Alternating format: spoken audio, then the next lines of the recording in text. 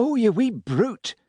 Marjorie Bruce, Countess of Carrick, arched her back and pulled away from the infant suckling at her breast. But her youngest was teething, and was not at all inclined to relinquish his hold on the nipple. The baby's nursemaid sprang forward, her face twisting in sympathy as she took the baby out of its mother's hands. "Take him away, the wee cannibal," the Countess said, adjusting her bodice to cover her breast.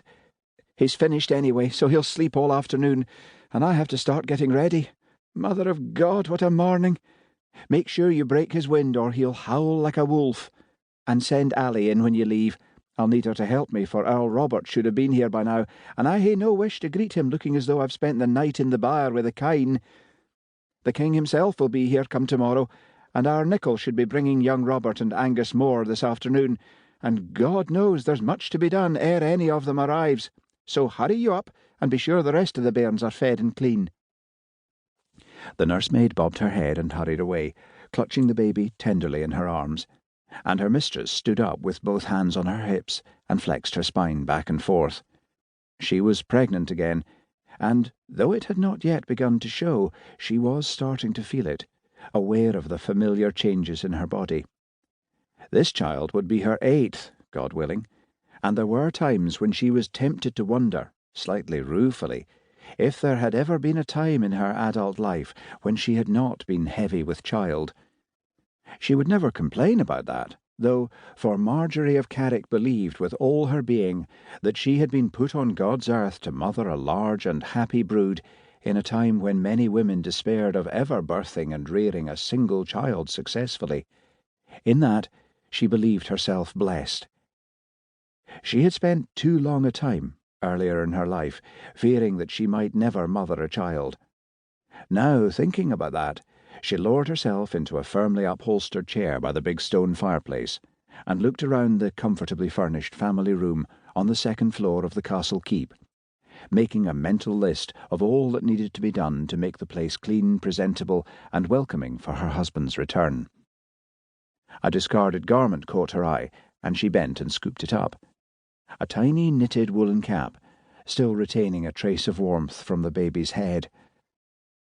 She sat staring down at it, kneading it with her fingers and smiling to herself, wondering about the ways of God and the futility of trying to discover what He had in store.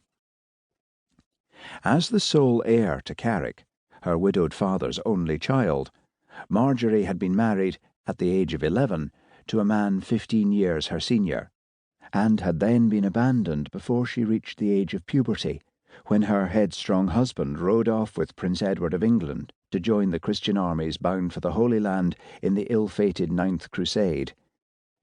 He had died at a place called Acre, killed in some pointless skirmish against the Mameluke Sultan Baibars, a name still incomprehensible to Marjorie, leaving her both virgin and widow at the age of 14. Devastated by the news of her husband's death, she had come close to despair over her situation, isolated and alone as she was, miles from anywhere in her father's remote seaside fastness of Turnberry, with little prospect of ever meeting anyone else who might take her to wife. Her father, the Earl, was a fine man, but he seldom ventured far from home, and Turnberry, with its ancient and massive sod-built walls and austere, almost inaccessible location, received few visitors of any kind, and almost none were marriageable, eligible males. Marjorie's very real fear of a manless, childless future began to seem justified over the 3 years that followed, for her mother's only remaining sister, a thin-lipped and humourless man-hater called Matilda, had been a nun since girlhood, and she took it upon herself to ensure that the young widow would find solace in becoming a bride of Christ. Thanks be to God, Earl Neil disagreed with his good sister.